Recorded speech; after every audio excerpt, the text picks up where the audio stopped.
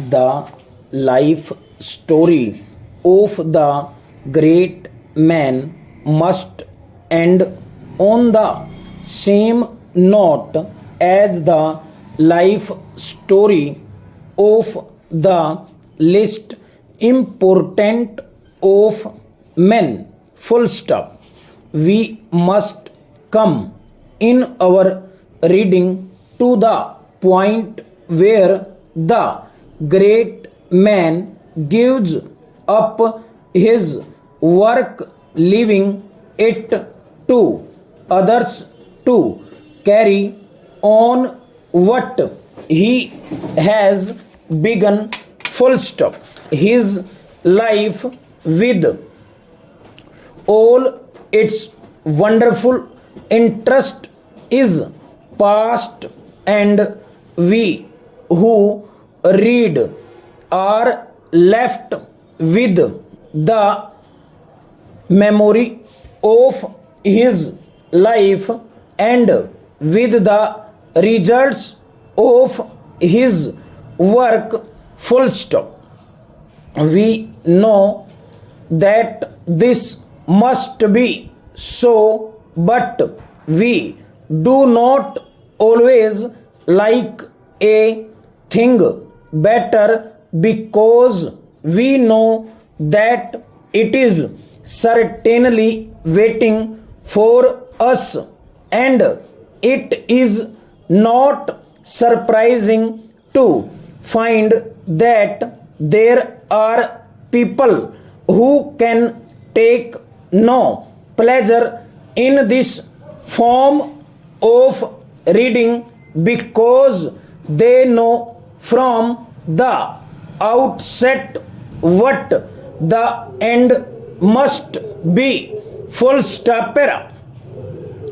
It is, however, no more profitable to run away, to turn our face from facts in reading than it is in life itself, and it is better to take the wider view and to read for the pleasure and the profit to be found in the consideration of the whole life with its many difficulties and its many successes. Full stop. In this way we can find both comfort and help for ourselves whose lives may seem without set purpose to have little value. Full stop. We discover perhaps that some person whose name has been to us like a great white light far away beyond our touch, that person met in his early days with many of the same difficulties which we are facing now, that he like us had no special advantages, no clearly marked course to follow like us. He had to make his own way, step by step, learning as he went. Full stop. We find, for example, that one man who became world known began his working life as a teacher, helping his brother in a small country school. Full stop. Another worked on a farm, and a third made his first special observation while holding a small and not important position on a ship which was making its way to the South Seas. Full stop.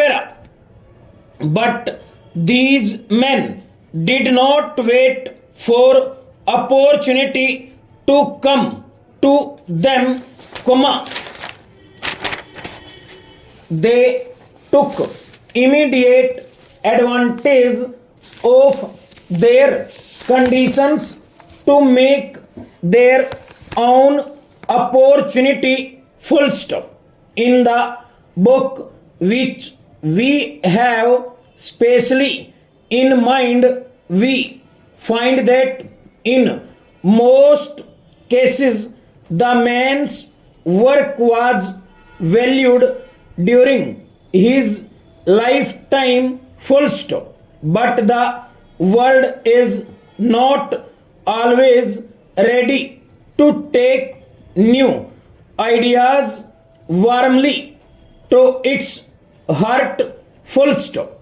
In every age there are those who feel certain that there is nothing left for man to discover. There are others who see in the new idea a danger to their own special interests.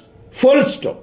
It is not always easy to look at something new with clear eyes to judge truly the value either of our own work or the work of others. Full stop. We find ourselves thinking that because a thing has always been done in such and such a way in the past, then that must be the best possible way for it to be done, or because a certain thing has not been done before, then it should not be done now. Full stop.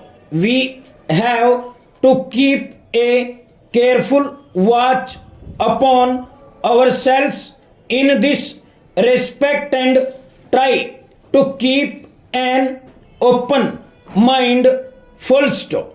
If we try new methods in our own work, we shall sometimes be wrong. Possibly we shall often be wrong, but sometimes we shall meet with success which makes worthwhile all our earlier labors. Full stop. Probably no more than one or two men out of all the millions living today can hope to do something so important that it will influence world thought and world action throughout the ages to come. But the methods which have served the great men of any age and helped them in their great work have value for us today in our less important work. Full stop. By marking the course taken by those who have been successful in their special fields, we can learn better how to deal with our own situation, our own difficulties in the field of thought and of action in which we are ourselves most interested. Full stop.